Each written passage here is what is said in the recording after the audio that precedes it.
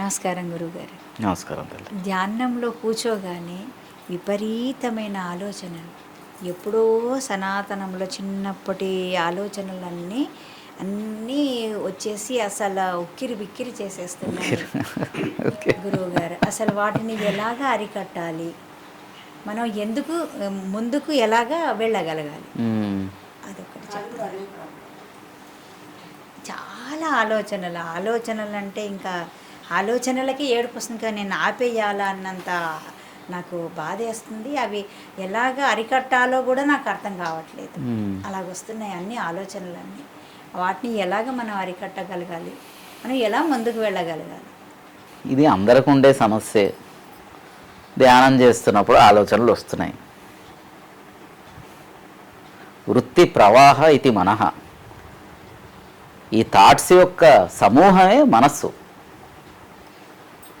So mind is like that. Mind is just ఒక accumulation of thoughts. అంటే ఎక్కువ వచ్చినప్పుడు ఏంటంటే నిన్ను నువ్వు రికగ్నైజ్ చేయలేవు, తర్వాత నీకు బాధపడతావు, ఏంటిది ఇలా వస్తుంది అలా వస్తుందని. ఇది కంటిన్యూస్ ప్రాసెస్ అన్నమాట. ధ్యానం అనేది ఈరోజు చేసి రేపు వదిలేసేది కాదు. ఓకే, నేను ఈరోజు చేస్తున్నాను కదా, 1 అవర్లో సెల్ఫ్ రియలైజేషన్ జరగాలి అలా అవదు. ఎప్పుడు ధ్యానం ఏంటంటే it is continuous effort. Continuous. జ్ఞాని కూడా he will get thoughts. It's continuous. You are continuously engaging with the mind అనమాట. ఓకే, ఈరోజు అర్ధగంట చేశారు. అలాగా మీకు అవగాహన రావాలంటే పెంచుకోవాలి టైము. మైండ్ అనేది ప్యూరిఫై చేసుకోవాలి.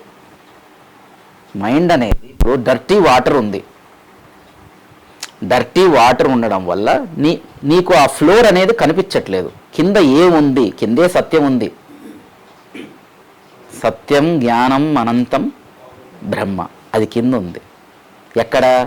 ఆ మడి వాటర్స్ కింద ఆ జ్ఞానం ఉందన్నమాట. అదే ఆత్మ. అయితే నీకు కనిపించట్లేదని నువ్వు బాధపడుతున్నావు, అర్థమవుతుంది. దానికి ఏం చేయాలి? ఆ వాటర్ని ఫిల్టర్ చేయాలి, ఆ మడ్ని రిమూవ్ చేయాలి. ఆ మడ్డే సంస్కారం. ఈ సంస్కారాల ఆ థిక్నెస్, ఆ పార్టికులేట్ మ్యాటర్ లాగా ఉంది కదా, ఆ ఒక్కొక్క బీజం అనేది తీసేసినప్పుడు నీకు you will find transparent water. అక్కడ నీ మనసు నీకు బరువు అవ్వదు.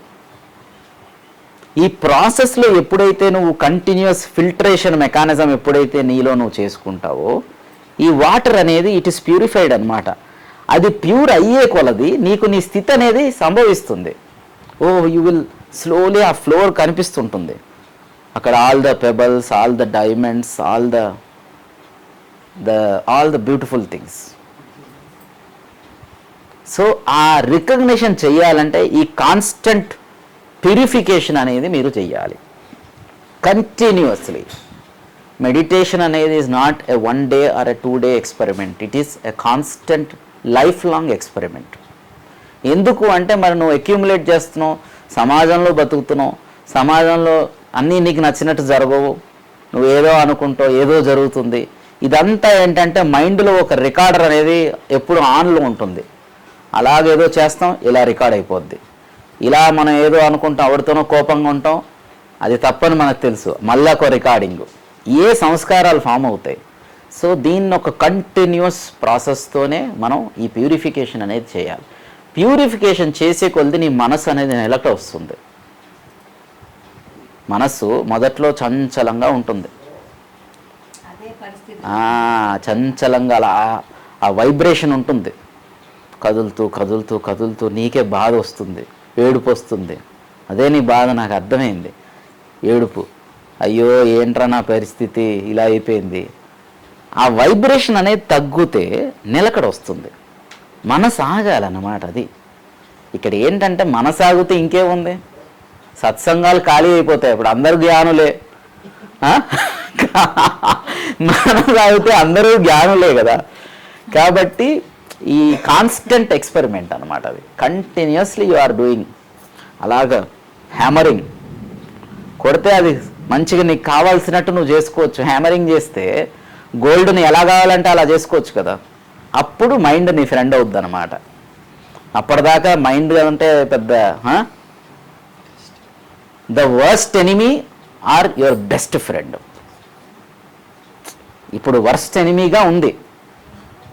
ఇంత మడీ వాటర్స్ అంటే మైండ్ ఏంటంటే వర్స్ట్ ఎనిమీ, నువ్వు సుఖంగా ఉండలేవు. బట్ ప్యూరిఫై చేస్తే బెస్ట్ ఫ్రెండ్ అనమాట. నీకు ఏం కావాలంటే అది చేయొచ్చు. సో మెల్లగా it is meditation should go on అనమాట, ఎండ్లెస్లీ. ఎప్పుడెప్పుడు నీకు ఆనందం కావాలి అలాగే నీ బీయింగ్లోకి పోవాలి, ఆనందం తెచ్చుకోవాలి, బయటకు రావాలి. అది సో చేసే కొలితే నీకు అనుభూతి అయితే వస్తుంది, ఏకాగ్రత వస్తుంది. సో ఏకాగ్రత వచ్చిందంటే మెల్లగా ఆ currents will take you inwards అనమాట. సో ఓకేనా? ఒక సందేహం.